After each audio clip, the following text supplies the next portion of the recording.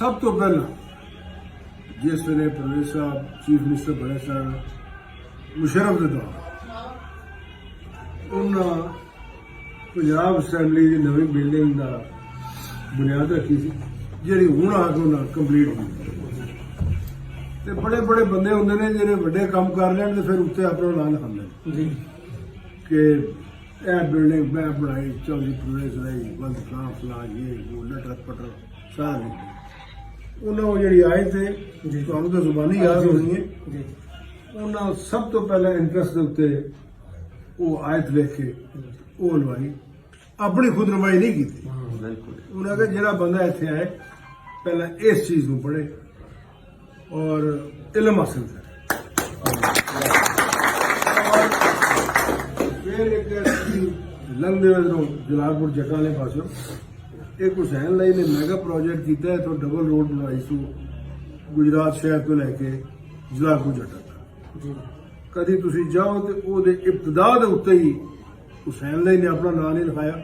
उस आयत का तर्जमा करके असी तो वो लोग हाँ कि असी दीन की खिदमत तुहाडी खिदमत अवाम की खिदमत असी समझने साडा दीन भी सानू इस गल रागब करता है कि सानू हिदायत देंदा है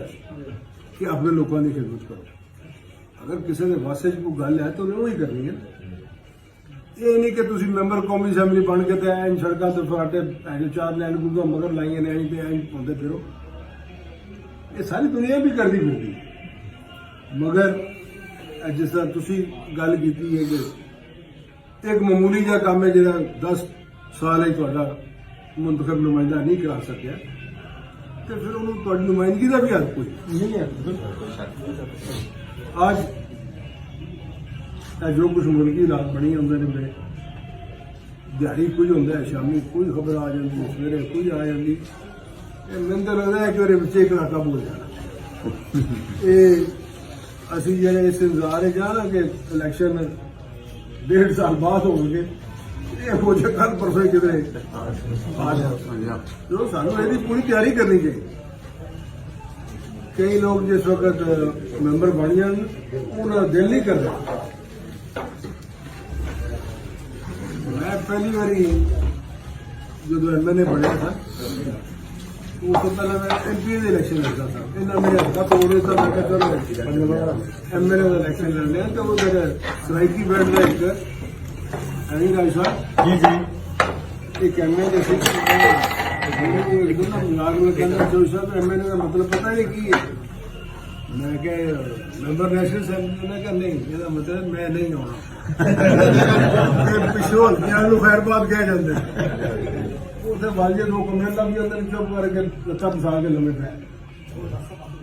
जो 5 साल पूरे होंगे तो फिर निकलते हैं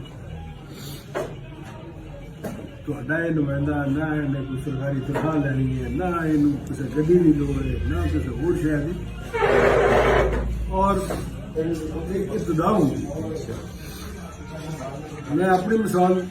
देना कि मैं 1988 जो मैंबर बनया था मैं कोई मिसाल कायम की कि हूं तक चलते आ रहे हैं जे मैं भी उदों लम्मा पै जाता मैं शायद ही कोई दिन ऐसा होंगे सी कि मैं पिंडा अपने आवाम के नाम नहीं सुन और यही मेरा दर्द अपने बेटे में कि लाहौर के बजाय अल्लाह ताला ने अच्छा भी घर बनाता है और आलमगीरी छत आगे 10-15 साल जो बच्चे बड़ा नहीं सुनूंगा अपना ऐसे ही थोड़ी खिदमत करे अल्लाह ताला अपना बड़ा रहीम और करीम है अपने फजलो करम के नाल वो फैसले उत्ते अल्लाह ताला ने कर सके जो बुजुर्ग जो शामिल हो मैं ज्यादा नहीं तारीफ किसी की करना चाहता सिर्फ तारीफ है अल्लाह ताला की तो थोड़े लोग जो साढ़े काफी शामिल हो बहुत बहुत शुक्रिया बहुत मेहरबानी।